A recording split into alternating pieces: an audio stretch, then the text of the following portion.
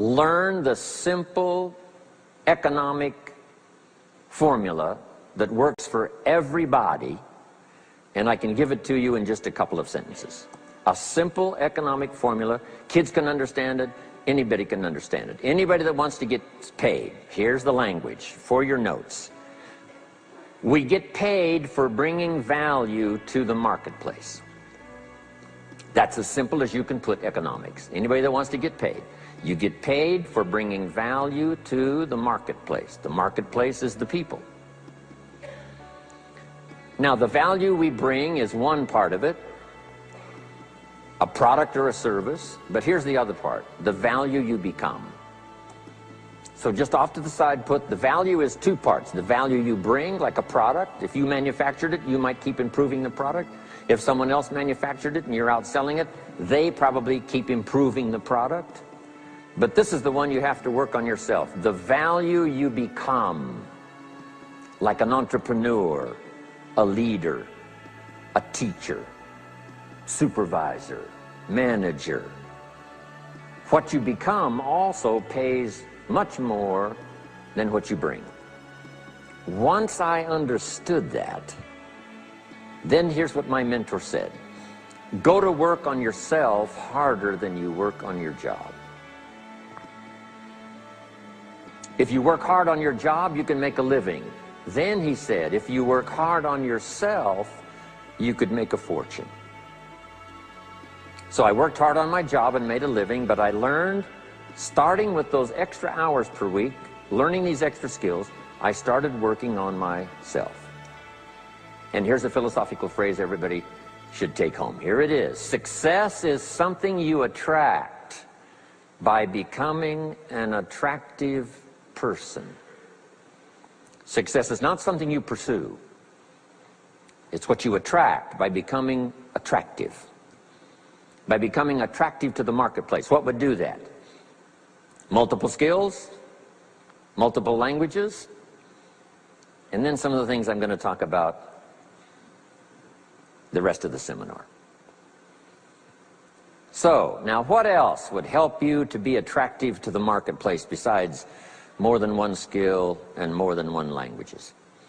I've divided it into five simple, basic fundamentals of ideas to ponder and think about that will increase your value to the marketplace. Could perhaps, like it did for me, multiply your income by 2, and then multiply it by 3, and then multiply your income by 4, and then by 5.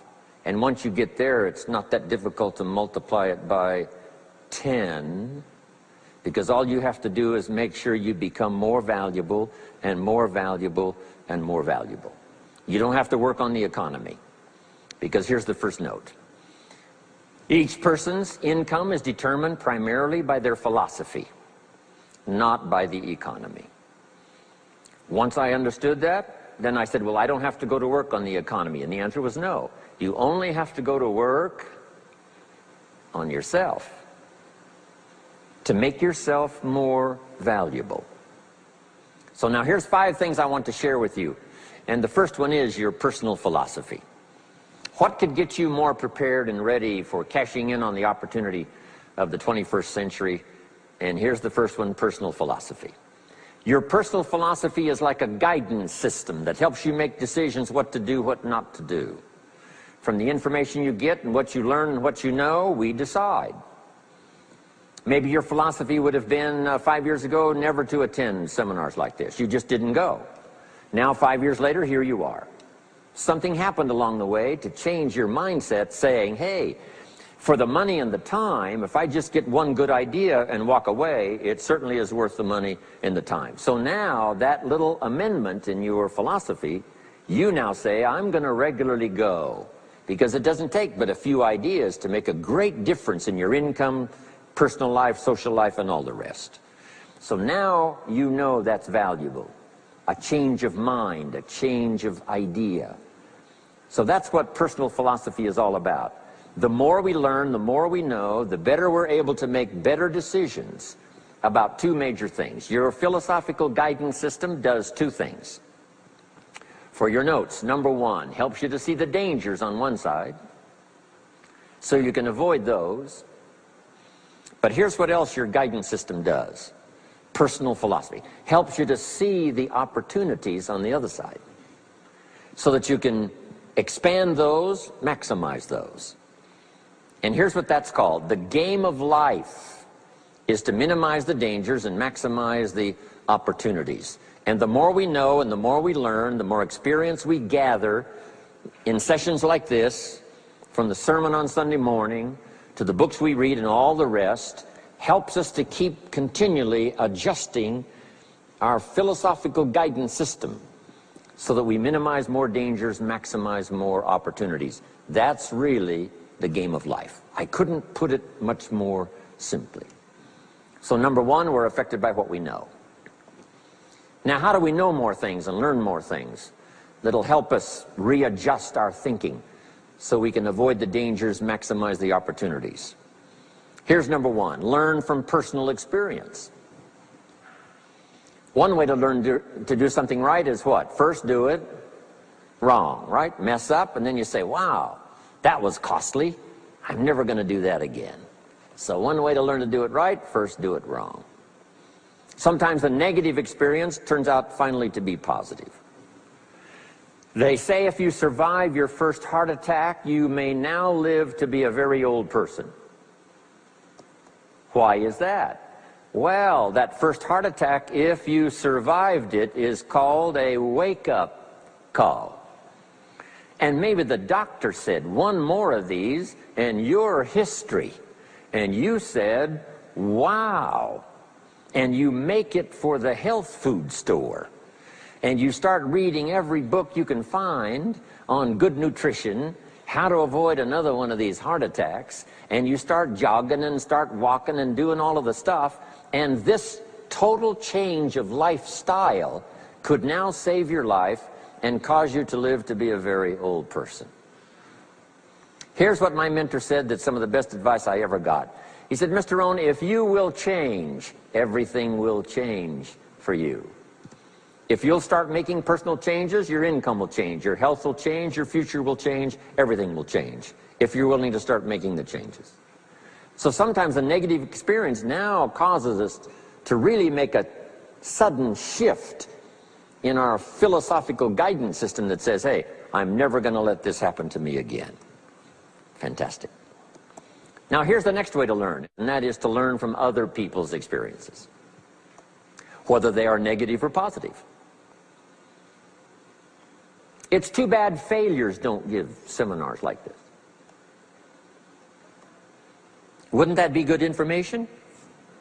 Now, we don't want to pay them, so they don't lecture, but their information would be valuable. If you know a guy that's messed up his life for 40 years, you have to say, John, would you spend a day with me? And I will bring my notebook and take good notes. A good-looking guy like you, beautiful family, every reason to do well, threw it all away.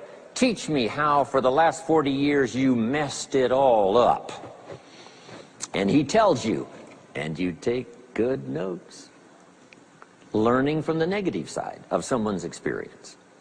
If somebody tells me these eggs are rotten, I'm not going to make an omelet and try it, right? I'm just going to take their advice and their know-how. So, learn number one from your own experiences, learn number two from other people's experiences. And my mentor taught me to always keep a journal. Here's what he said, don't trust your memory. If you want to live a dynamic life, multiplying your income, multiplying your future, be a good student. If a good idea comes your way, write it down, then ponder it, then perhaps go do it. Okay. Now, your philosophy comes from what you learn, comes from what you know, comes from other people's experiences. 3 ways now to learn from other people. Here's number one, learn from what you see. One of the great watchwords of these early years of the 21st century, pay attention. If you just watch, you can pick up clues. Success leaves clues. And if you'll be a better observer of the winners and the losers, those that are doing well and those that are falling behind, and just take mental notes and good notes and say, I'm going to adjust what I'm doing based on what I see. Here's number two. We learn so much from other people based on what we hear. Here's good advice on that. Be a selective listener. Listen to voices of value that have experience, ideas, reputation, something valuable to share. Now here's number 3. Read all the books. Now there's millions of books, so you can't read all the books. But make this note. Read all the books you need to read to make you as wealthy as you want to be, as healthy as you want to be, as prosperous, as productive, as unique a human being as you want to be. Read all of those books. Don't leave those books go unread. My mentor got me started on my library when I was 25. I got one of the best. If you saw my library, you would be impressed. I haven't read everything in it, but I feel smarter just walking in it, right? My library. I was smart enough to buy it all. Now I got to be smart enough to read it all. Now jot this down. When you do read, you have to sort through what you read and decide which is valuable to try. That's part of the process of learning. Gathering information and sorting through it. One, the information that would apply to you, and what you think would be valuable based on your current philosophical opinion. So read all the books. Our lives are greatly affected by what we learn and what we know. Now here's number 2 of these very basic 5 things I want to share with you. First, your personal philosophy.